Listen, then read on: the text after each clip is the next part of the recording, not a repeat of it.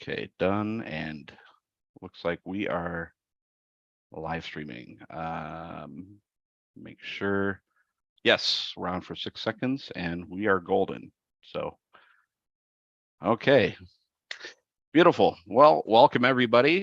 Today is Tuesday. Of all things, it's June 6th at 6 p.m. Eastern time. We did not know that it was going to be 6 at 6 p.m. when we sent out the meeting invite. So don't let that mess up with your minds. Great to see everybody. So tonight we have a couple special guests. We have Laura Eisenhower and we have Andrew Bartzis. For anyone that does not know who they are, I think Laura is probably, well, actually both. I guess Laura and Andrew need no introduction, but I'll just read off a little blurb on each one. Laura Eisenhower, an internationally acclaimed researcher and intuitive astrologist, uncovers hidden aspects of President Dwight David Eisenhower's administration and exposes concealed agendas. With expertise in health, exopolitics, alchemy, metaphysics, astrology, and galactic history, she guides us towards unity consciousness and higher earth energies. You can see her on cosmicgaia.org, as well as the Cosmic Gaia community channel on YouTube. And of course, Andrew Bartzis, the Galactic Historian, is a transcendent teacher, shaman, and Reiki master. Reiki or Reiki? I never really got that. Reiki master, known as the Galactic Historian, possesses the extraordinary ability to access the Akashic records and interpret the histories of individuals, cultures, and galaxies. With over a quarter century of experience as an Akashic reader and master healer, he shares profound insights to help individuals reclaim their sovereign free will and discover peace, joy, and happiness. Connect with Andrew over on YouTube at Galactic Historian, or you can visit his website at andrewbartzis.com for more transformative wisdom. So welcome, Laura and Andrew. And of course, we have Seth on the line too. So I guess I'll hand it off to Seth. Awesome, Greg. Thank you so much. And yes, my dear friends, Laura and Andrew, part of why I wanted to do this with both you guys at the same time is because we've had a lot of personal talks together where we make each other laugh. Like, it's laughter combined with awareness of all that we are and all that we've gotten to be. And now the world is at a place where I personally feel like laughter is definitely one of the best medicines. And so I figured, you know what, let's throw us all in. Let's just see what comes out, and we are wise, so we'll improvise. So we're calling this the cosmic joke.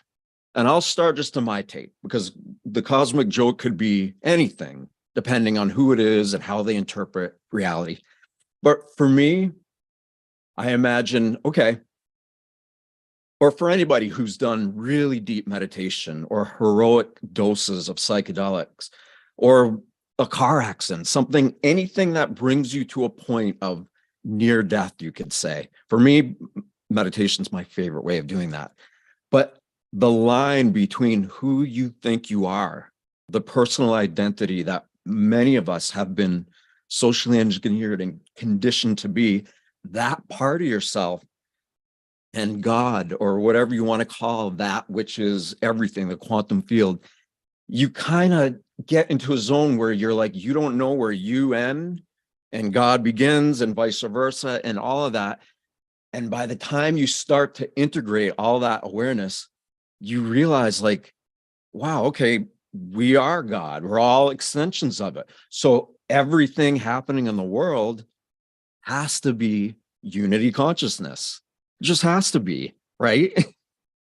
So in my mind, in my heart, having these really deep, profound experiences and then being able to at least try to articulate it, it just leaves you laughing, you know, because everything's so serious until you get to that breaking point and everything just breaks away and you let go and you go with the flow. And again, Andrew and Laura, they're two of my favorite people because we have that. There's been lots of conversations that go there. So Yes, I'm throwing that out there. Anything you guys want to do, just go for it. So the title of the show is The Cosmic Joke. Well, we're the punchline. Each and every one of us every day wakes up to a different punchline. How are we going to humiliate, insult, or screw up our own lives until we decide we no longer want to do that and no longer go on that self-defeating path? But that's where the joke gets bigger. That's where you got to do inner work. You got to work on that self-defeating pattern who wants to defeat you all the time and then does. And the next thing you know, you're back to that self-defeating pattern and you're in this vicious cycle of repetition. And then you want to break out again and you're back again. You break out again. Then you break out and you say, I'm never going back in again, and go, why are all these people stuck in their own trap? Thus, we are the punchline. Every morning we wake up and we must learn to laugh at it no matter how serious it is. I've had this saying for years. Everyone has to remove the serious stick out of their behind at some point in their life and just go and have fun. Even if you're on the no plan, you're just having that flow of fun. Amazing. Yeah. Ooh, Laura, I think you're on mute. Oh, okay. Here. Oh, no, I you're am. not. You're good now. Sorry. Yeah. Oh, I mean, this is really where it's at. I feel we're here for soul development, spiritual development. We're here to remember the fullness of all that we are. It's very easy to get stuck on the storylines, though, and take the storyline seriously without understanding the bigger message behind the different events that manifest in our lives, the different adversities that manifest in our lives, which are all challenging us to reclaim, I feel, our treasures, what we're really made of in the face of it, instead of give our power away and take it all so seriously and be victimized by it. And I feel laughter is the highest vibration to help us to cut any cords with the storylines or the individuals involved or any attachments that we might have, entity attachments, archonic attacks, anything that might invade our space. I feel laughter is a vibration that they can't stand because they want loose, they want fear, they want anxiety, they want low density thinking, they want duality, they want divide and conquer. And when we can laugh at ourselves and we can raise that vibration amongst each other, we realize how soul connected we are and how we are just, in this together to unify, but appreciate that true diversity and harmony is oneness. It doesn't have to be sameness. And if we can laugh at ourselves and see the cosmic joke, then we won't be so impacted by all these different psyops and different, psychological weapons and spiritual warfare tactics and social engineering that seeks to pit us against each other. If we take that all too seriously, then we're taking everything personally. We're constantly triggered and we're looping in victim patterns or traumas. And when we can just sort of laugh and say, look at this, look at what they're doing to us. We're the joke, because we need to just realize like what an insane asylum this is and how much they're playing us and how much better we are than that. And when we can laugh at it all, they're just like, darn it. They're trying to hook us in. They're trying to hook us in. They're trying to take our energy because they're vampiric and parasitic. The minute we laugh, that vibration really, I feel, builds a shield around us and really begins to protect us, because they can't feed on laughter. They don't know how to laugh. All they can do is imitate and manipulate. And we're here to rise above all of that, because they're more scared of us than we should be of them. They want to trick us out of remembrance. And I feel laughter is the gateway to reclaim all that we are. And obviously be advocates and take certain things seriously. We're up against some pretty heavy stuff, but within ourselves, so we can have more neutrality, so that we can show up and be activators and lead by inspiration and call things out. We can invite souls that are really in need of remembrance and protection and our presence to assist them at this time, that we're not going to be dragged down into the game. We're going to hold space for these souls to return home to, in our capacity to keep a direct connect with source, which to me holds that high vibration of humor. Not to take this too seriously. We're returning home. It's a game of lost and found. We fell into duality, and these adversities are to remind us to begin to integrate and step into the unified field where we can all hold hands together and walk through this madness to the other side, where there's our divine human self. Laura, you said something very interesting about the loosh and that terminology. In 2012, I came up with the term tainting the loosh since 2012. And each and every one of you can taint the loosh around you. And there's a way to do it without falling into vengeance. You're not putting poison that's killing the other worlds there. You're putting something in it that makes their wine taste like vinegar. Taint their loosh. Oh my gosh. You know, Andrew, I remember you said something to me in the vein of when you're laughing and you're happy and you're having a good time, authority doesn't know what to do with that. Remember you said something? That's right. Can you expound upon that? Well, once you're in that uncontrolled, unbridled, joyous state of laughter, where the gut has fully engaged and the gut brain has fully connected to the heart and the brain, and all three brain, heart brain, gut brain are all working together, you are creating the highest level of chemical spirituality that you can be, which then works you into the next level, whereas you're not working on the chemical level, you're working at light memory space. And the joy and bliss that's created from core gut brain laughter at that level is uncontrollable by other forces. And it's unpredictable too. I have to tell you guys, as you probably know, but I've been in situations where I've had to put that same thing to the test and it works. Mhm. Wow. Laughing at a Laura, demon I or love- your aggressors is very powerful. I tell a lot of people that find themselves targeted by various energies, give it a swirly, dunk its head in the toilet, give it a wedgie. You can do that. Anything it can do to you, you can do back to it. It's a two-way street. Beautiful. I do feel like there are aspects of ourself or our shadow self facing us to learn to not give it so much power, to become senior to these lower energies. They show up to challenge us, to rise above, to be that override frequency, I feel. And there are aspects of like negative ego or shadow energies that haven't been integrated that are facing us and challenging us. And in that humor, we're not falling into their energetics and dropping our vibration in the face of it. You know what I mean? What's the karma of giving your projecting thing internally of your own aspect a wedgie? Nothing. But what can it do to you in a moment when you need power back? Okay. And that can go with anything from prayer to wedgie to putting a golden brick in a purse and waving it around your head spiritually until you hit something. Okay. There are ways to turn your humorous energy into a tool that can be very kinetically damaging emotionally to other aspects of yourself. Kinetic damaging to an aspect of yourself, that's using your personal willpower to suppress their ability to override you. Because that is the battle of will between the program and you. One thinks it's the real soul, and the other one thinks you're not the real soul.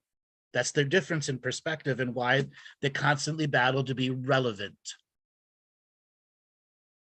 I also just wanted to add, even if we're at our best and we're not, and we've done a lot of shadow work, attack energies can sometimes come in. And I feel that's where it's helping us to flex our muscles as spiritual athletes. It wants to try and pull us back down. It wants to find a place to poke holes. It wants to cause us exhaustion and defeat. And that's why laughter, it's like, look how much they're trying, but they can't penetrate. They can only penetrate if they begin to impact the mind, infect the creative channels, and infect the mind and the belief systems that it has any power over us. And that to me is a greater way to put muscle behind the light that we might be carrying, because we're here to overcome these obstacles. And in a way, they're challenging us to gain our strength and remembrance. It doesn't forgive them for the evils that they do and the things that we see, but it disempowers their ability to take away the energy of the ones that are carrying the light or the activations that are also integrated with the dark and that shadow work to find that wholeness again. Amazing. So yeah, Greg and I decided, if you guys are okay with it, let's open it up to the audience, to people. And if somebody feels like they have something comedic, or it doesn't have to be comedic, it can be whatever you want, do it. And we'll come around, we'll encourage you to just let it out. Right there. Louis. Perfect. And yeah, and also the spirit of the roundtable, then, if there is somebody else speaking, just go ahead and raise your hand in the Zoom meeting. We'll see it. We'll queue you up for the next opening, and we'll get going. So, Louis, welcome. Hey, doing, I don't buddy? know how I'm coming across there. I'm in the park with low broadband, so I'm not showing the video. But so I love what everyone's talking about here, especially Andrew and Laura. In fact, there's a Star Trek episode, the original ones with Shatner, um, called Day of the Dove, and there was this very advanced entity that fed off of people's hatred towards each other. So that's all it did, was it went around the universe clashing people against each other, killing each other, and that's how it got its energy. And of course when Kirk realized it, he got with the Klingons and they stopped fighting and they started showing camaraderie, and the entity just fizzled out. So that's a great episode that really lays it out exactly what's going on here. But my question to you guys is this: so this place to live from, where you get that it's a joke, even what as horrific as it may be, what can you share with us? What kind of tools can you give us that helps us either get back into that place? Sometimes we just go so unconscious that we can't. We need help from other people. Like, that should be our commitment to each other in this community, is that if anyone goes unconscious, someone has the permission to go, hey buddy, wake up, And so what do you got for what can you guys share with us on how to get back to that place where we get the joke of it all, and amidst all the story and the pain and the suffering and the trauma? I think the first thing you do is you got to tell yourself a joke a day. Even if they're shitty dad jokes, like, what is a boomerang that doesn't come back to you? A stick. Okay. No one laughed, but somebody giggled somewhere. Okay, somebody's laughing somewhere listening to this at some point. And we've got people laughing. There are ways to trigger yourself to laughter. And when the world gets so harsh and so serious, we have to learn to generate that energy as the counter frequency to it. And counter frequency actions as a regular spiritual practice can help you get out of some of the most dangerous, confusing times in your life. And this isn't just randomly throwing a joke out there. It's, can you laugh at it? A lot of people see LOL, but how many people actually laugh out loud and go, Is that really an LOL?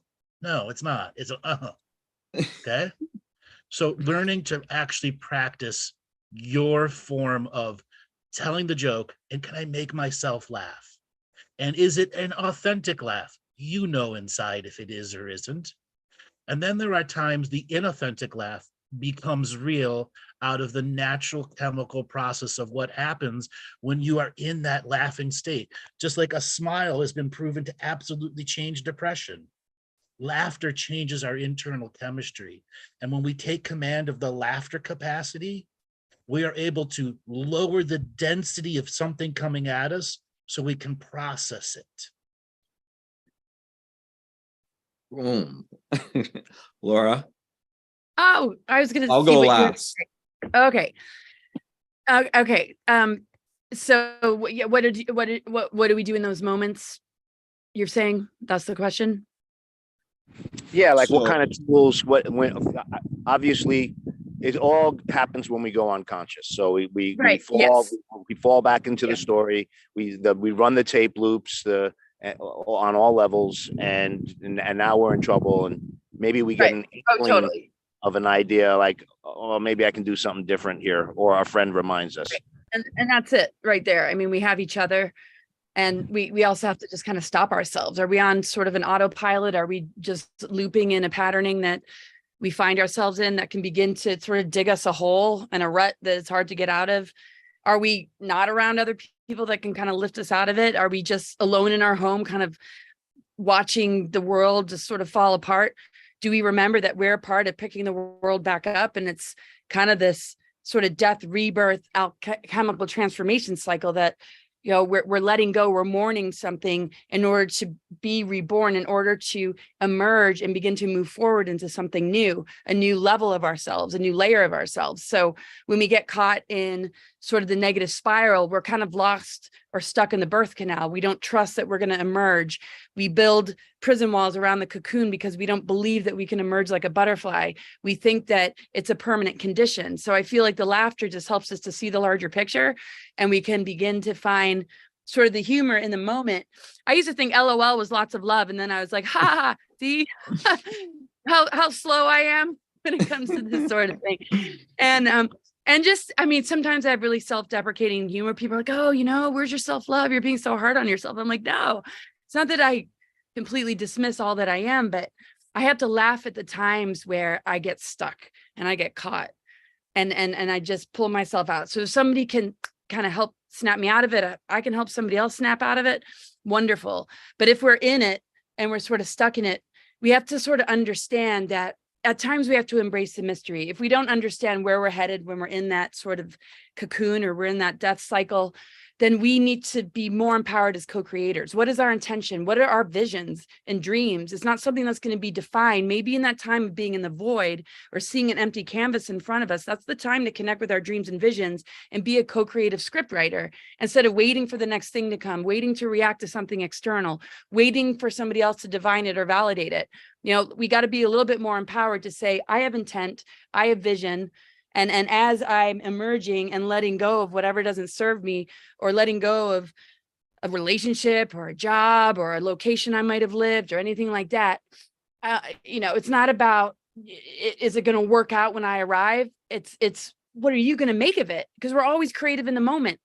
So I feel we can snap ourselves out of it by being a little bit more resourceful. I remember being on the road or not having a whole lot of money. I could have the perspective that you're screwed. You don't have, you know, any money coming in. You don't know where you're headed. And I'm like, well, that vibration doesn't serve me. So I had to kind of laugh it off and be like, I am in the present. I am in the now. I can manifest things from this place where I can choose my thoughts. I can choose my visions and intent. And then I can notice the synchronicities instead of the things that are going to encourage my anxiety or my lack or my feeling of failure or whatever. I'm exactly where I need to be. So I think, you know, humor just lifts the heaviness. Like Andrew said, it breaks the heavy density, but we don't want to be afraid of, you know, some of the emotionality and the need to purge. We're elemental. Sometimes it needs to rain. Sometimes the fire needs to, but how can we manage these elementals without them getting out of control? We can find humor. And I feel that brings us back to a certain place of neutrality. Wow. Oh my gosh. All right. I'm going to be kind of quick because Sabrina is going to ask something, but I love what both you guys said, obviously. For me, Louis' question brought up a really good kind of overall idea, which is if, you know, all the things happening in the world right now are scary to a lot of people, and rightfully so. And they stay in this zone called the refractory period. It's like when you're stuck in this place of fear, of fright. And as we all know, there's some people who never move on from that. They're just in this clique of identifying with the world through the eyes of fear. And that feeds not only their own self-development, but it gives energy to the very things we feel oppressing us. And so with that said, what can you do? For me, I choose to be lighthearted and I get really good at it. I practice. So all of the neural architecture in my brain and body begin to rise above it. And it works. My God, it works so good. You know, all the years that I went through a lot of serious stuff in prison, all these really, really like brutal things.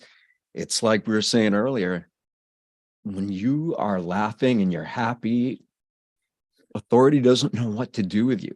It doesn't fit into the clique. So anyway, Sabrina. It used to actually get me into detention when I was at school, but they're like, this isn't funny. Like if I had a mugshot and I'm cracking up, they're like, this isn't funny. You're not supposed to be laughing. All right, real quick, how many ascended masters does it take to change a light bulb? How many? 0. It's the light worker's job. Oh my gosh. Classic. Spiritual people can be funny.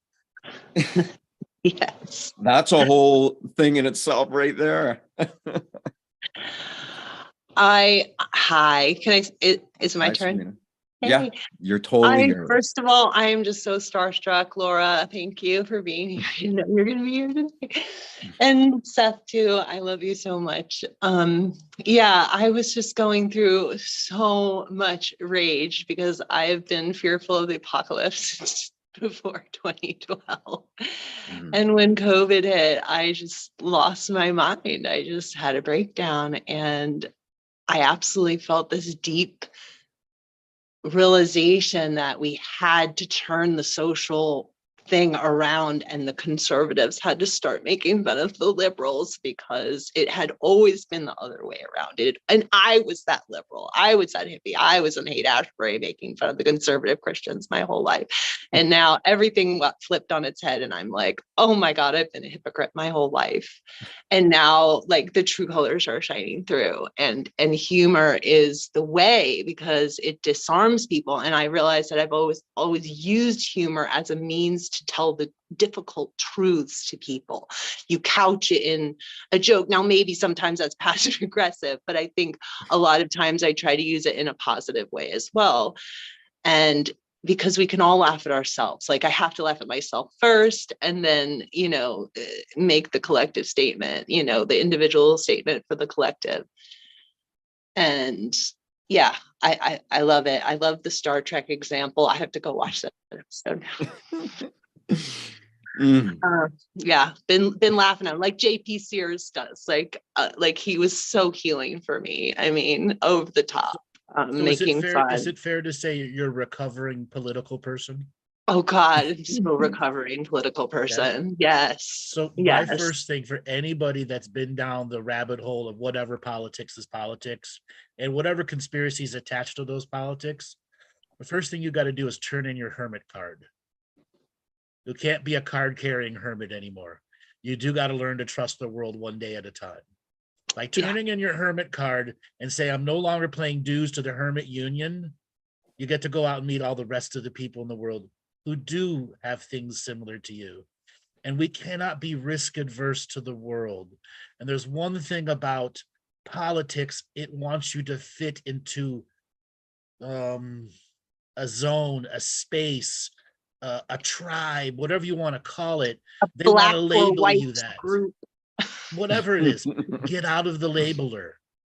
Yes. Okay. Big time. I created a term a while back. We're going to create a new movement called alt center, the alternative center. Because right now, anybody who's center in politics is being attacked by the extreme left and the extreme right. Right. Can't be center. So I'm now alternative center. Nothing that politics can target is about my center. Yep. Create that in yourself. It's all stories. It's all theater. It's all ultimately lies. It's just political atheism. Yeah, it's like political atheism. It truly is. Like that system doesn't work. And is it any coincidence that all the systems in the world, for the most part, are breaking down, reforming, or becoming something else? No. Like there is some greater catalyst, both within and all around us, that's bringing us to this point of, can we truly rise above everything that is? And we can. We absolutely can. Yeah. And it's the most fun thing to do. Yeah, there's moments where it hurts. There's tears. There's like every range of emotion. And we're allowed to feel that. We're allowed to bring that to the table. And you know what? Sometimes tears lead to laughter. They really do. Thank you. Yeah, for me. Everyone has had that laughing, crying moment. Oh, yeah. I one time wanted to put my tears under a microscope just to see the vibration, like the little emojis popping out. Like, these are sad tears. These are happy tears. Like, and just probably be a mixed bag sometimes. But I just wanted to say about all that. I mean, I feel like we're here for integration of polarity. I mean, when we look at the north and south node of an astro chart, we start off with the south and we want to integrate the north, because on a soul level, we know to integrate polarity. So when we choose labels, we're also choosing a polarity. We're choosing, a duality. And I feel that when we integrate polarity, we take what resonates, we remove what doesn't. So we don't have to overly identify with a particular group, because we'll find that that group mind might be impacted or infected by some kind of social engineering or program. So we want to be sovereign, integrate polarity, see the value of both sides, but also see the shadow or the underbelly of both sides. And that is where we do the inner work, the soul work, to stay sovereign and to appreciate, why, there's resonance with one, why there might be resonance with the other, but where does it not resonate? Those are the labels we don't need to own. We have right and left brain. We want to integrate that. We have masculine and feminine within. We want to integrate that. That's what ignites our DNA. So I feel the challenge of these times, even if we identify with a certain label and then we find, oh, that's the one that got weaponized, that's what I'm being used for a darker agenda, so there's an identity crisis. I feel that all those identity crises of feeling betrayal or feeling this infiltration, feeling you might have been a part of something that no longer stands for what you thought it did, that you stand for that. Even if that sort of expired and wore out and became infiltrated, I feel like we're being challenged and betrayed to learn to fall back on ourselves and find that sovereignty, find that integration. And that just like in relationship, we can be heartbroken for years and feel like we can't move on and we don't deserve any better. And we messed up. What did we do to mess it up? And we don't realize that everything that crumbles is an upgrade leading us to something greater than before. And so when we can see this apocalyptic Armageddon kind of scenario, we're moving on to a higher earth energy. We're seeing an old world crumbling. A lot of people are holding it like a security blanket. They don't know how to let it go. So they'll defend it and their belief systems connected to it. And the reality that they invested into, that isn't the true reality. So yeah, they might perish with it, but they're infinite and they're just not ready.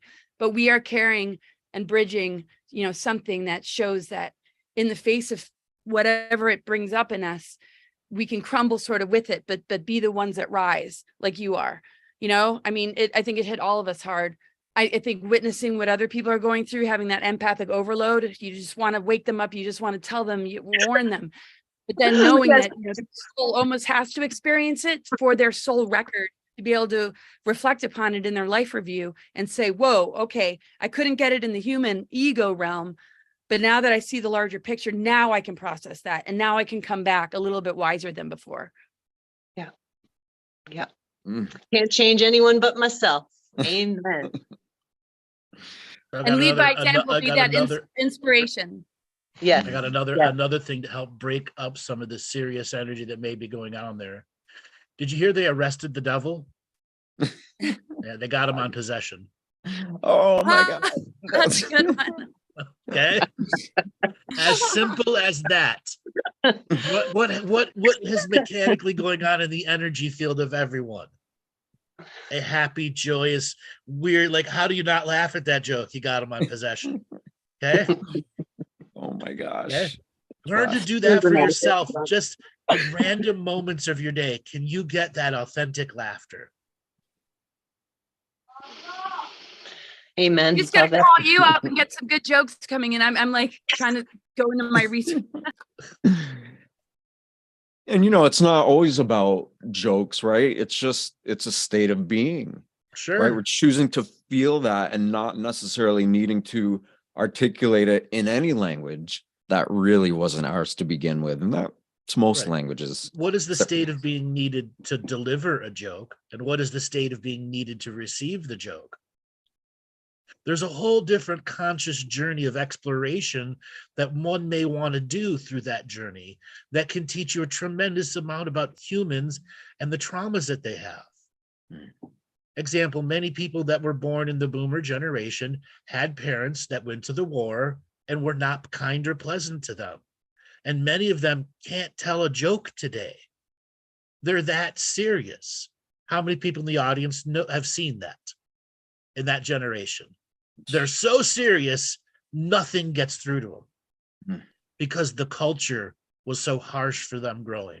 It was not room for anybody to be jelly or putty at all, anytime, because somebody was waiting to pounce on you.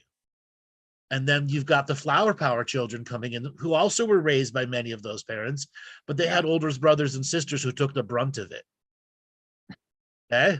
So you have that weird generation, and then you get our generation, Gen X, that still had parents that went to war because of Vietnam. Okay. But we also had a community that had radically changed from the 70s, the 80s, the 90s, and then technology, how technology took over everything and put everybody in their own hermit zone. Yeah. Oh, I just wanted to also add, yeah, no, that's so true.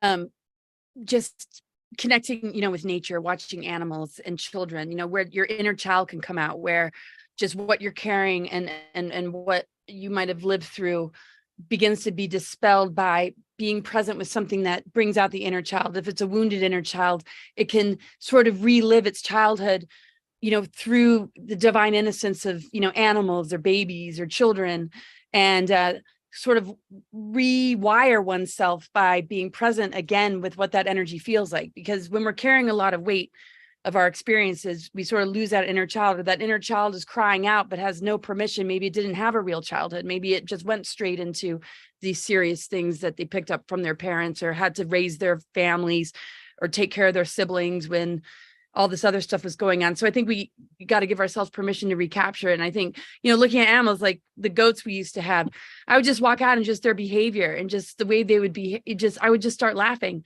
or just, even just watching just a kitty video, or just seeing the memes or creating memes. It's just, it's a lot to unpack if we've survived, or we have past life memories coming through any, kind of brutal war.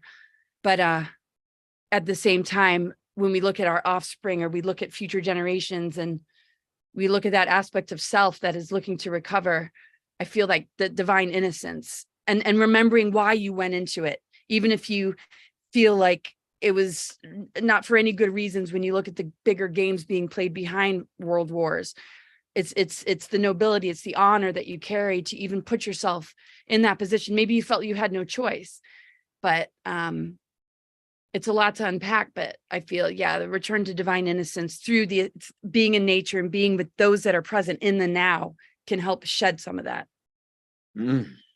Being child-esque, right? Not childish. That's, by the way, this isn't that funny, but it's needed. Please go to Laura's website, everybody who can, and sign up for her newsletter, because her big platform was taken away, and this is the kind of information she's sharing. She literally is doing this. That's how crazy the world is. And if anybody rats out big tech, I'm going to send my cat after them. Please sign up. Seriously. Oh, thank I'll put it in that. No, I want to do it, Laura. You give so much. You've just given and given and given and given. You deserve to be supported by infinite lifetimes. Thank you, Seth. I mean it. Everybody here, gosh, it's so, most important thing is that we just stay connected. And I have the free newsletter and the subscription thing. I do mini readings and stuff like that, but I really appreciate that. Yeah, the deplatforming, it's got to laugh at that too. It's like, oh my gosh, they're just so threatened, but it's just, I'm not a divisive person. I don't have an agenda. And it's like, whoa, I'm just being about love and unity, and that's bullying and harassing. Okay. Did they get your Gotta laugh YouTube at and it. did they get your YouTube and Facebook? Well, I'm on my third Facebook, and all my email addresses, I can't even have a backup YouTube. I'm banned for life. It's not even a strike. So, Oh, you're perma machine banned. Yeah, there's a lot of people that they're doing that too. The last wave was about 70,000 channels. But the thing is, they're preparing for Adpocalypse 4. And what that means is anybody that's in the 5 to 185 or 285,000 range is going to be considered more meaningless to them. And you're just the product in which they can put free advertising on for you. Like right now, I've actually demonetized my channel. Okay? I don't want to take any money from YouTube, yet they keep remonetizing and demonetizing my videos. So it makes it legal for them to put ads on my videos that I'm not allowed to put ads on. And they're doing this to everybody. To everybody. You also have a July 10th deadline to approve the new rules or be completely demonetized at the Google AdSense level, even though YouTube will still making money off of you. And the 70-30 split's gonna switch, and they're gonna start taking more and more and more. They've already announced all this, but that's YouTube doing its platform stuff. YouTube's got its issues, and the only thing I can tell people out there is BitChute is dead. Move to Rumble. BitChute is got a community issue the extreme round of crazies that got banned in Facebook early 2021 post-election, those all moved to BitChute. Okay. And then, BitChute fell apart since then. And then some of the other ones, there's just not enough traffic on them. I've tried making everyone work. And right now, the only thing that's worked for me, I still have a YouTube channel, is YouTube, but Rumble is now beating my YouTube channel. And you also can't be mad at the evil corporation YouTube. I was out for a long time. I was holding a grudge against them. And I'm like, no, I'm just going to outthink you. That's what you put in me. I'm all right. I'm going to do something so strange and unusual and unique that the system and its viral controls will not be prepared for it. All right, evil genius, turn on. How do we beat YouTube? Right. Well, that's the thing. In the face of adversity, I mean, we strengthen ourselves. We recover more of our abilities. And there's always other options. Why would we want to stay in alliance with something? It's just like breaking up with a relationship. It's like, this isn't a healthy relationship. Why would I even want this? I can move on to something better. I have my own resources within myself to not need anything or any kind of dependency to something that does not wish for me to be there. I wouldn't want to be with a friendship or a partner instead of like, I need to please you to stay. No, I'm going to still be me. And if you don't like it, I'm going to go somewhere where I can build it myself or be somewhere that actually loves me for who I am and what I have to share and the people that I bring on. But still, yeah, I went through a bit of that pissed offness, but that's okay. Yeah, I had to deal with that. It was something in me that I had, even my people around me, like, you're a little angry at YouTube, Andrew. What is your own anger teaching? Shut up and let me be angry at it for a while. I haven't turned it into a trauma yet. Wow. And I faced it. There I'm was. like, all right, YouTube, I'm going to beat you. That's it. That's no matter what. Demonetized channel. Fuck, they remonetized me. Say no to everything, move everything here. And yet, you're watching the numbers go up and watching the numbers go up. And then all of a sudden, YouTube pulls out the next thing like, I've outthought you. It's like the men who sold the world, right? Yeah. It's just what it is. And keyword being men. What happens to that balance? The feminine has been suppressed for so long, right? And the wars that everybody's been through and gone through, it's like, you got to be a man. This is no place for women. Like, all that stuff is part of our collective pain body. It really is. Because so many men went to war and came back broken and taught people brokenness for generation after generation after generation. It's only recently, in the last 50 years, 40 years, there's been any kind of mental health worth its weight in gold at all for anybody that's in the military. And most of those people are seeking stuff that are not in the standard, here's your pill, you'll get better energy. Hence the need for all of us, right? What about the idea that the universe is a perfect accounting system? And even though we perceive reality through a dualistic or from a dualistic place, we can tell that it's like everything gets accounted for. No one gets a free ride. Like, at the end of the day, which doesn't ever end, is where everything gets balanced. That's right. And I mean, it is its own alchemy machine. I call it the Galactic Ascension machine. I just gave it a more galactic look versus everything is balancing down. The whole point of the Galactic Ascension machine is to reduce something that was infinite karma to now finite. And once you transmit something from infinite to finite, you've made a manifestation in this world that helps people go through the understanding of how we are coming into a remembering of our power and awakening to what to do with it. One of the biggest myths that are out there in the light worker community just gets told over and over again. It's a collective awakening. We all do it together. Kumbaya. No, it was never meant to be a collective awakening. It's the biggest lie told over and over. And it's an individual awakening to the responsibility you have with this awakening energy. And what are you going to do with your free will? And how are you going to stop others from abusing your free will? How are you going to get all those choices that was taken away from you long time ago? How to know what power is, was, and will be. How to use power in such a way that you're not harming other people's journey intentionally or unintentionally. It means you have to be the responsible to your awareness. Oh Totally. my God. List, Yeah. like, Go ahead. Go Laura. ahead, Seth. Well, I was just going to say, like, that's the thing. It's an individual awakening. It was never meant to be a collective. It is so true. We as individuals are really being called to take full responsibility for how we see the world.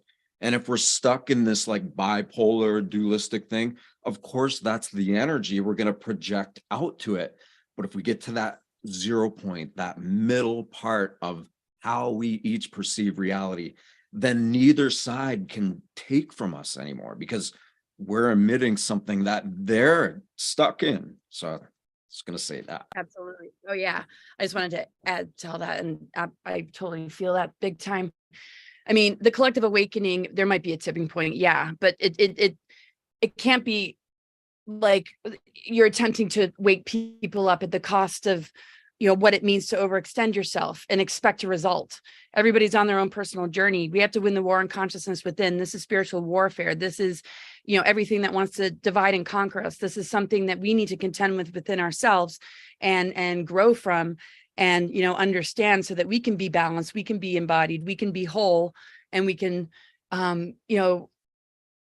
really anchor into like a timeline based on, are we in the truth frequency or are we tied into a belief system? Are we externalizing everything or are we projecting something on people that might not be ready? And does their response gauge whether this is going to be an awakening or not on the planet? I mean, if we do that, we're going to exhaust ourselves. We're going to feel defeated. We're going to feel frustrated. So, I mean, I feel we're reconciling everything within ourselves. It's a war on consciousness. And it's about us cutting the cords from vampiric energies that only have power that they've stolen. So why are we battling something that we're giving energy to when we need to call that energy back? And where we see other people maybe energetically corded into it, they'll feel the inspiration of somebody that's in joy moving forward, living a life that, is showing more vitality, more a sense of freedom, more ability to recognize that the prison walls that might be metaphorically around us on the planet are not held within a consciousness or a soul that is claimed sovereignty, claimed truth within themselves, and can just not engage in that way. And I feel it has a ripple effect. I feel it does impact the collective on a certain level, and it can assist with an awakening. But people always talk about an event. I'm like, don't we each have our own personal event? I don't see this one big event happening. There might be a tipping point where, in the planets and where everything is that, these major light bursts of energy come in and how that relates to the galactic center or the inner sun within the earth that gives us these sort of activations. For some, their physical body can't handle it. It might even take them out. It's almost too much. For others, they might thrive in it. But isn't it for us to just stand in our truth and stand in alignment and do our best to be a resource without any expectation of how it's received? Because truth doesn't need believers or followers. It stands on its own. So the best thing we can do is focus on that. And if other people feel inspired by it and they can tap into that and they find that within themselves, then we enter this synchronicity and ability to come together without having to push it or expect something from it. Does that make sense? Yeah, absolutely. Great, wonderful, wonderful energies there. And part of the journey of alchemizing your journey is taking the time to process. And before you start another journey, give yourself a break. And so many people in the spiritual journey, one ends, the next one starts immediately. And that begins a train of slowly taking away the fun of doing. So here's something interesting. Did you know since 2014, the government has officially announced that aliens are real 7 times? Whether they're admitting craft are real, biological entities, 7 times. Okay, granted, they made a statement and the news forgets about it on purpose. What does that say? That the truth. Are they joking with us? Are they screwing with us?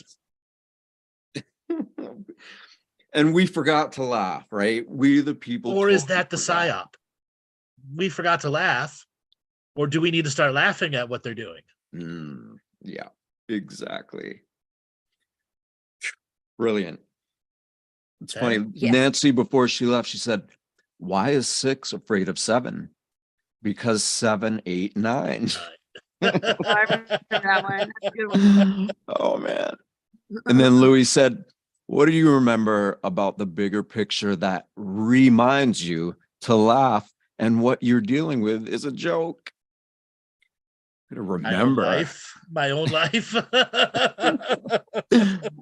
man. Oh my goodness. All right. 3 light workers walk into a bar. What happens next?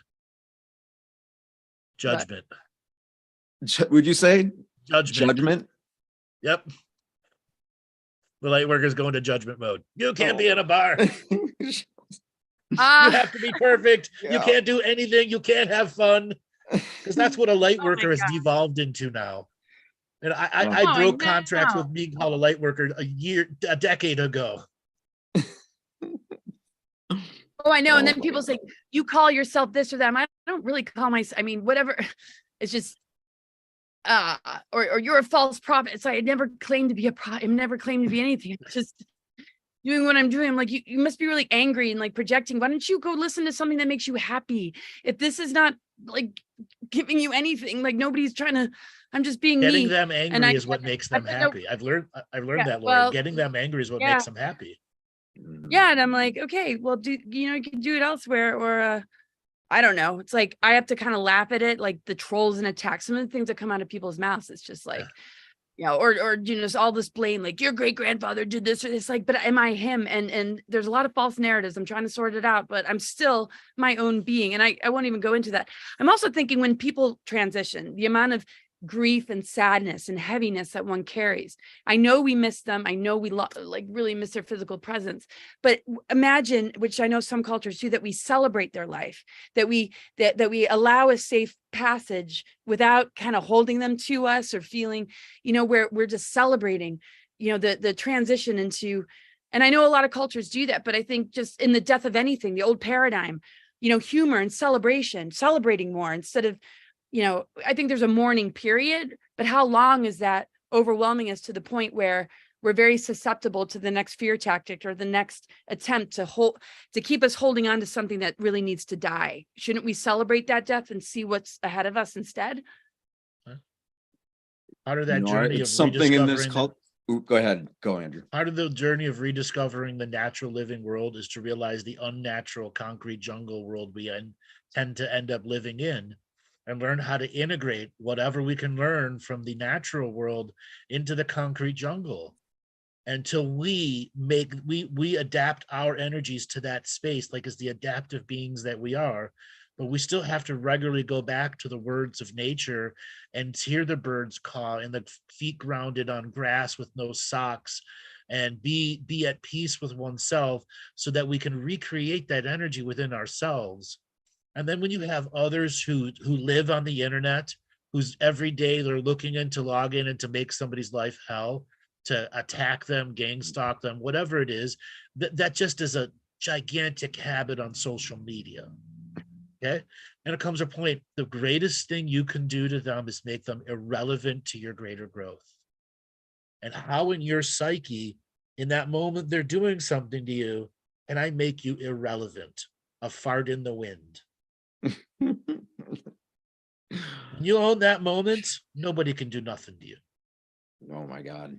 Especially too, like there's living cultures on our world now where they don't have anything, yet they are celebrating everything. So they live in volcanoes like in Indonesia.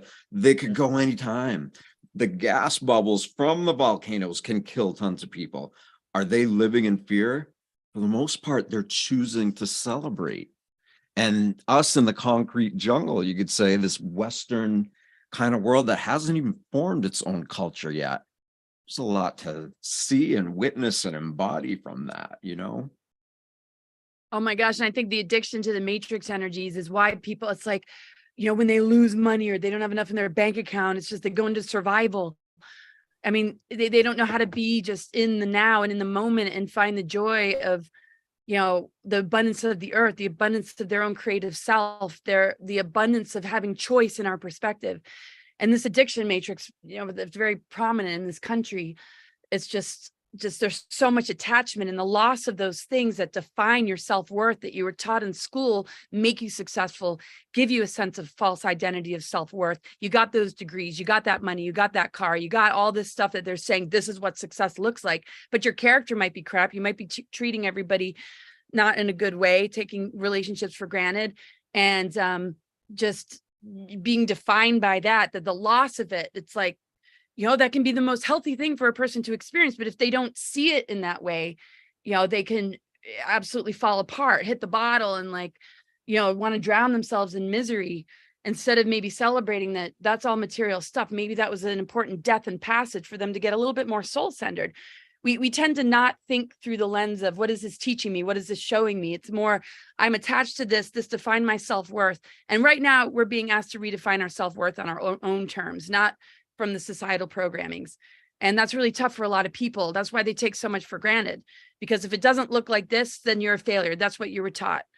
And that's couldn't be further than the truth. That's why traveling and exploration, seeing these other cultures like you were talking about, are so important. And just the vibration of like poverty or homelessness. It's like, and I'm not saying that they're wrong for being in that state at all, but it's like their perception of their position is holding on so much to the past that they don't see what they might have lost as an initiation to move forward into something new, that they're stuck. Sorry, I didn't mean to. You were talking about self-worth. The practice of self-worth is such a vital tool. Very few people are taught. And what I've learned, after a while, there's a point where there's so much self-worth lost, they go into what I call lack consciousness. Instead of unity consciousness, they're connecting to lack and lack alone. They never create a future for themselves because the lack is always blinding them. Oftentimes when these people get serious, they end up becoming extreme DIYers, do-it-yourselfers, with such a narcissistic attitude that I'll do anything on the cheapest, that they take things away from their own life.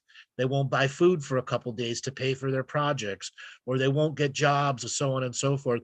We've all heard those people who go into that extreme level. But to heal lack, you have to give yourself value first. Laura, in your journey and teachings, how do you tell people to value themselves? Just a hard one, isn't it?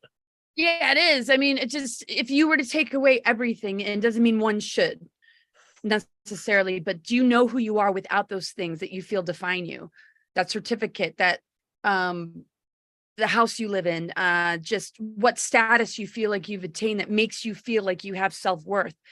Can you begin to strip away from that? Because how much do you feel controlled by it? How much are you afraid of what people think, to the point where you can't even be yourself and speak your truth when you begin to see a larger picture, because you're confined in this identity that others are confining you to? Doesn't mean you lose everything by changing your vibration, but what if it changes your friendships? What if it changes your circle of people around you? Some people hold on, well, I don't want to lose these people, this attachment stuff. It's like, it doesn't mean you're going to lose them and abandon them. You can love them from afar.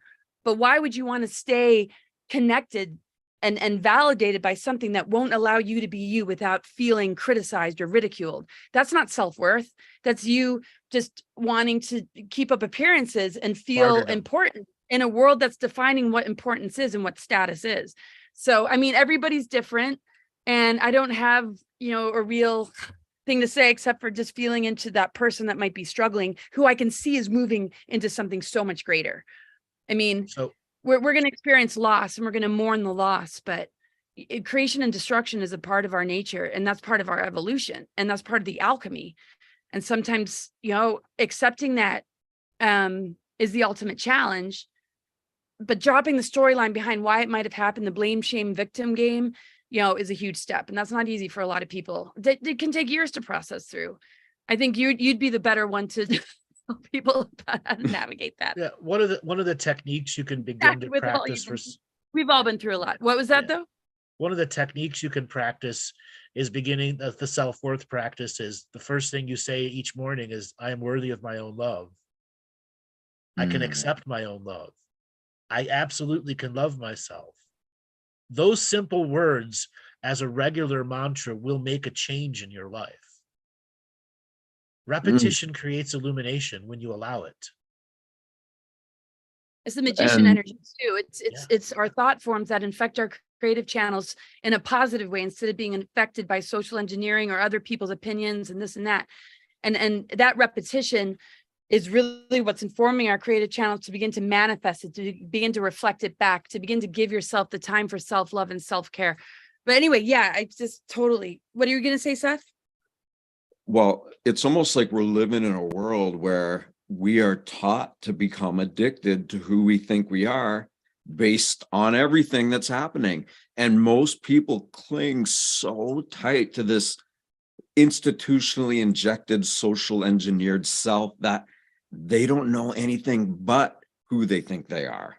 And, that comes, okay, you're cut off, you're divided, you're in this place where you feel like it's just about you. You don't even know how to not do that. And it's not good, bad, right or wrong, but it's people are taught to be something that confines them. And so hence what Andrew was saying is like, and you like the 100th monkey effect, as far as a global awakening, it's really going to be spurred on by those who choose waking themselves up from the inside out. It's a total awakening of self, right? Break that addiction to who we think we are and embrace the greatness that everything is, because isn't God or the universe, it must be going through something that we are, right? Does it exist in a place of perfect glory, or is it having its own ups and downs because that's necessary for creation? Oh, wow, that's so well put. I was just thinking too, the ego is, and this, there's a soul journey, and then there's the ego, and the ego is the self-identity. And if the ego is taking on personas or subpersonalities that have been groomed into it, conditioned into it, then one can lose connection with the soul matrix, connection with the intuition, connection with their higher mind. And I think that's why we fall down and get back up again, to begin to take that ego and integrate it into soul and spirit, so that it's a vehicle for these greater, higher dimensions to come through, so that it can, see itself in a vaster picture and begin to unplug from that inverted matrix that will begin to dissolve when we starve it, because it's relying on us having a dependency bond with it for it to even exist. That's why it uses us and constantly wants to throw us into these negative emotions and divide and conquer, because it keeps it in power, and we can disempower it by doing the inner work, for sure. All right, I want to, before we move forward, Greg has his hand up, and I want to properly introduce him because I should have did that, but I was just so stuck thinking about myself that I couldn't. So Greg he deserves so much credit. He's been helping me with all the tech on all of this, and he's been so consistent and so spot on. So I just want to honor that and let everybody know that's who he is. And let's hear what you have to share. Hey, thanks, Seth. Thanks. I appreciate it. But so yeah, Sabrina, actually, it's so synchronistic here. I didn't want to derail any one of the subjects that we're touching upon there. I wanted to chime in like 10 minutes ago, but great conversations. Sabrina actually mentioned the same being that I was about to mention. And when you guys were discussing that, it's that, one of the things that I've watched just a couple of weeks ago was an interview between Aubrey Marcus and Matthias Di Stefano. But one of the things that one of my takeaways from that interview was that you can't have the yin without the yang. You can't have the positive without the negative.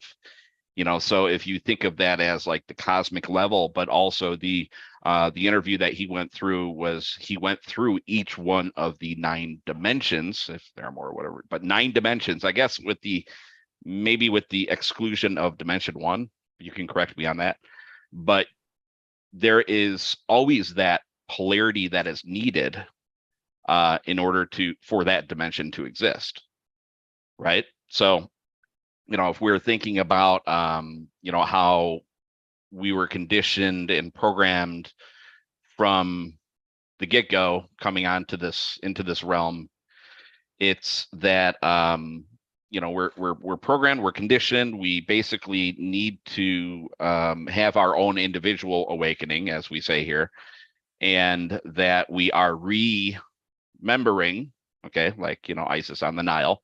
So we are remembering what we are actually here poor. Okay, so those are the things that strike me when we're talking about this. I also had another question here. It's been on my mind for several months, and I've been into, well, the collective consciousness, but also learning about different things like the Bob Monroe Institute and, Tom Campbell and everything else. And, a lot about like, simulacrum and simulation, this and that and everything else. That's probably a totally separate topic for a different discussion, but when it comes to saying that we're essentially in, well, as we know, like a matrix or, to like a computer simulation, it's that we can actually manifest through, we can manifest on our own reality, but also when it comes to, I guess, programming that all, I don't know if you want to call it, maybe Andrew, you can chime in on this, but the Akashic records, I have Akashic always records aren't a program. taken it. Well, but like if we're trying to program our own reality, I guess, where does that kind of play along with like it starts in the you. Akashic records and everything else? Sorry? It starts in you, earning and learning. You have more than one ability to perceive the world. And the more perceptions or perspectives you gain, the deeper you will understand how this world is designed to create the illusion of involvement in it.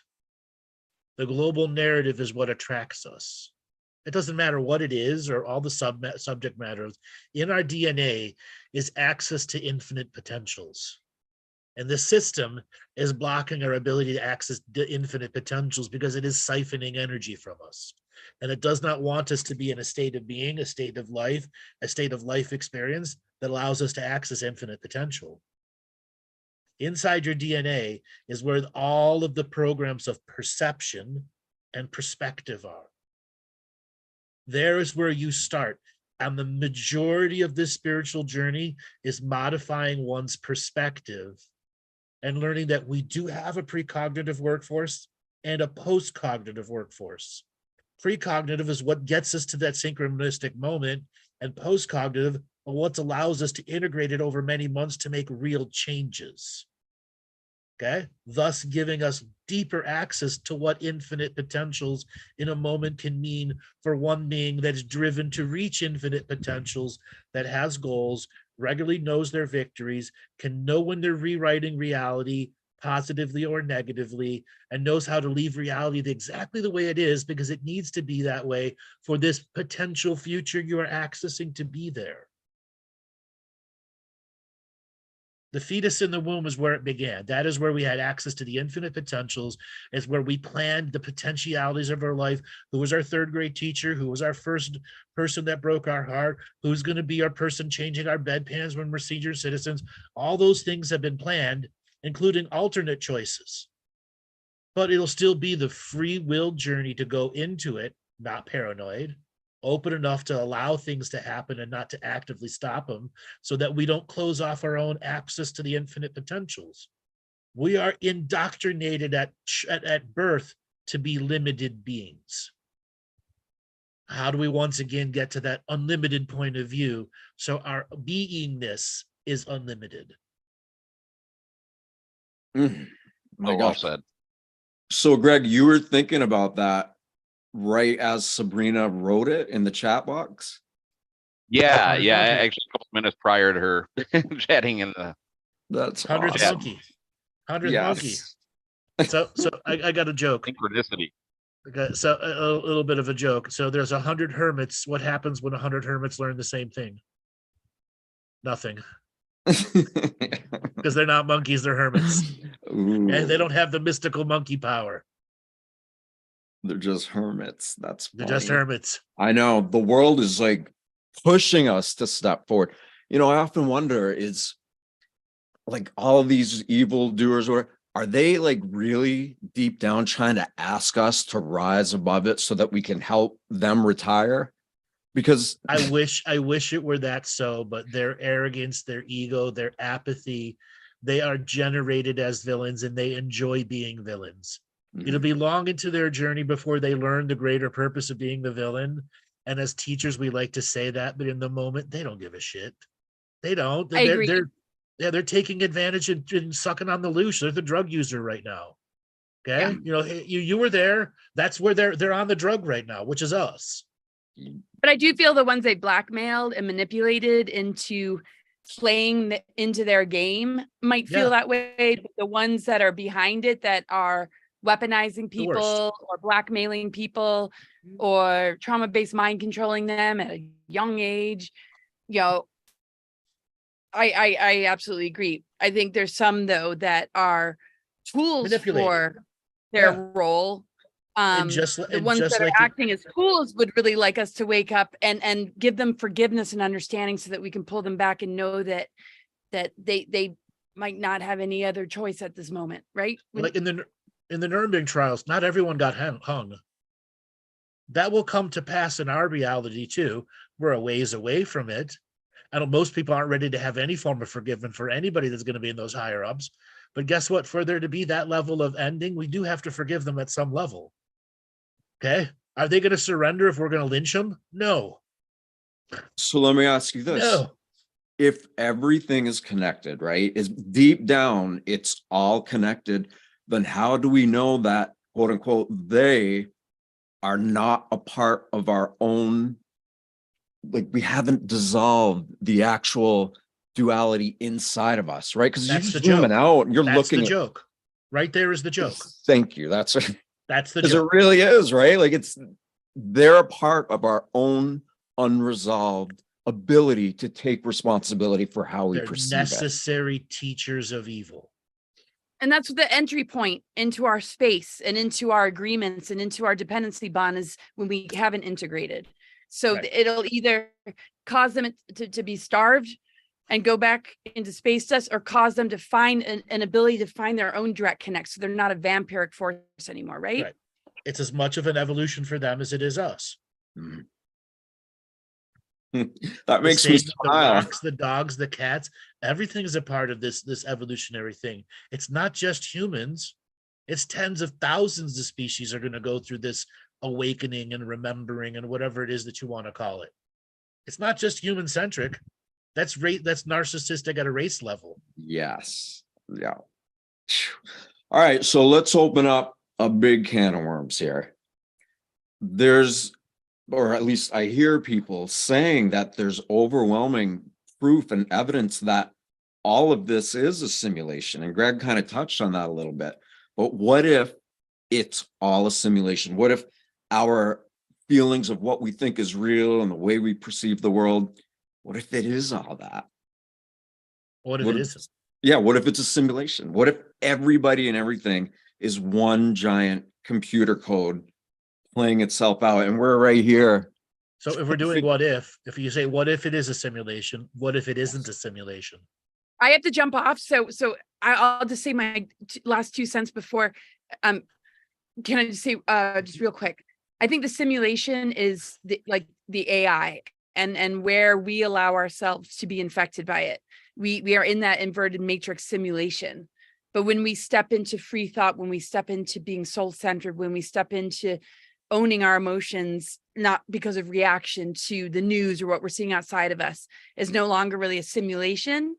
But the artificial intelligence or the demiurgic energy is an imitation version that is trying to create a different trajectory, an artificial timeline that we consent to, which to me is the simulation. And that's all I wanted to say. I call it false light. Not real light, diet light. Okay? No calorie light. All right, Laura. And it creates that false light persona of being validated by an inverted system that rewards you and ostracizes you if you don't want to play the game, right? Right. Which lures you back into the game to get more points and pay for points. And then you're back in the game and you're out of the game and you're back in the game and you're like, why am I in this game? They don't care. Right. Laura, I know you have to go. It's been so much fun. I hope we do more of this. Yes, we're going to do more of these for sure. These are needed. So, but everybody, please go to her website, cosmicgaia.org, right, Laura? Go to her website and sign up for her newsletter. And thank you. I hope you continue the conversation. I love you. I love Oh, you we'll both. continue on. You We'll all keep for doing being it. here, and Greg and everybody and all the new faces and everybody for listening. Yeah, I hope you guys still go carry on. Okay, I'll see you next All right, time. take it easy, Laura. Yeah, Laura. Bye, Laura. Bye. Okay, so But, Sabrina. there's an interview that I watched of Laura's also. Speaking of BitChute, I watched her on BitChute that she had a tribute to a certain doctor that recently passed away, and I can't say his name. Everybody should probably know. He was widespread in the mainstream, but very criticized. But it was titled Dr. Yada Yada Yada. The Spiritual War on Humanity Consciousness, but it was with Alpa Sony. And one of the things that struck me in that conversation was that, we have, all these, I guess, different silos of, people with different movements and everything. But there's like nothing like pulling us all together, So as far as like called the collective and everything, and to go along with, yes, everybody, please go on her website and sign up for a newsletter. But we do have that Freedom Snap platform coming out too. I hope that everybody can join us on there as well. Tell everybody what it is that you're creating. So we have basically born out of necessity. This is something that, I'm sure we as a community have thought about this for several years, is that we have just disparate, again, silos, that everybody's doing their own thing, but really just kind of no community that pulls everything together, that we can have our own like-minded people on our discussion forums as like basically a social platform, to discuss things that, may be against, like love and harmony.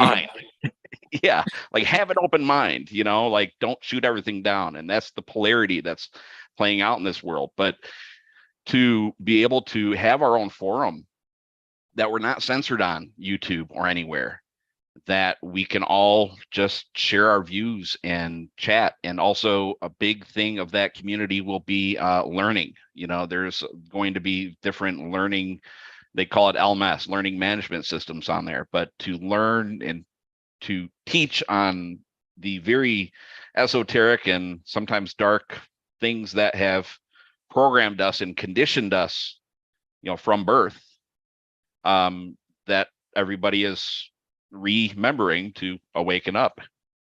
So it's a great platform, and we're in the process of rolling it out. Probably give it the next month, and it's going to be great. And we're going to have a mobile app for it too. Nice.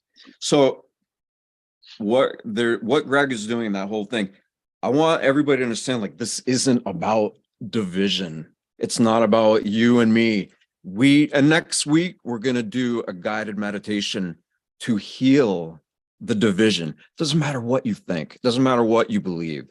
So we begin to heal that division, then the unity consciousness that we eventually begin to feel, or that we choose to acknowledge, it starts to become second nature, then first nature. And that's what this is for. This is for those who want to explore how to become healthier, better, more aware, all of that. Yep. Yeah. Well, all these different topics, they come together as one. I It's got not something only to break up everything and yet put us back to the same place. How many narcissists does it take to change a light bulb? One. He holds the light bulb while the rest of the world revolves around him. Yeah. And it's so true. Like, come on, at what point do all these beautiful people that we know and love begin to take responsibility for how they perceive the world, so that together we are infinity, everybody, everything, always, all the time. Part of the journey so many spiritual people in the awakening go through is they immediately want to be a part of a community.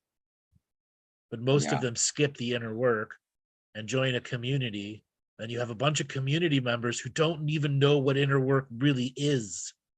And then they all start fighting each other over and over and over again. But when you build a community based on those that do the inner work, those communities thrive and they attract more and more people. And I cannot begin to say how important the inner work is. I have an effort scale, 15 minutes a day, 5 days a week. Actually doing a spiritual practice is C plus effort. 30 minutes a day, 5 days a week is B plus effort. 90 minutes a day, 6 days a week is A plus effort. And you look at your effort over the period of months, not days.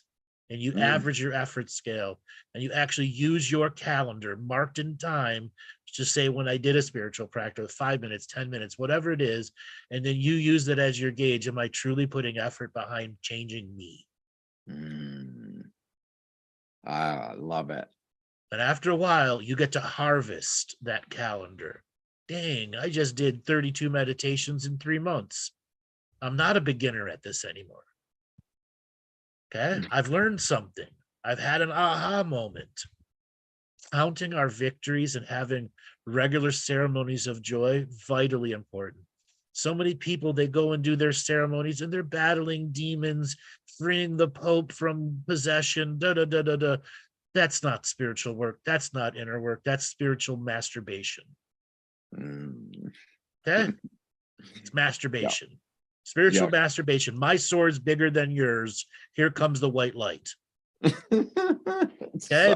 They shoot white light over everything, or they're always using the violet flame to burn everything and anything that enters their reality. And they want to know why their guides won't talk to them. Why? Because you torch them with the violet flame every time they say hello. Oh my gosh. That is classic.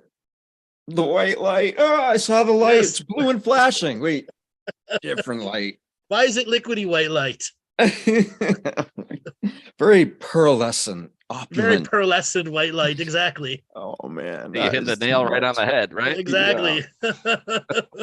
Well, look, I actually don't want this to end, and of course it never will anyway. But let's bring this to a close. Okay. Because I have a dear friend that I want to help, and it's a little Gregorian time sensitive, so I want to honor that. But everybody, Andrew Bartzis, what's your website? I know it'll all be printed below this. AndrewBartzis.com. You can go look at my name spelled there. You can find me on Facebook, YouTube, Twitter, Twitch. Come on, Rumble. You said Rumble. Rumble. Minds. I don't know. We think we ended our Minds channel. That was a waste of time. We were done on Minds. So it's YouTube, Twitter, Twitch, Rumble. Yeah. Facebook. And what events do you have coming up that people can join you with? No big. I'm leaving for Scotland. I have a bus tour that I'm doing with a bunch of people in Scotland.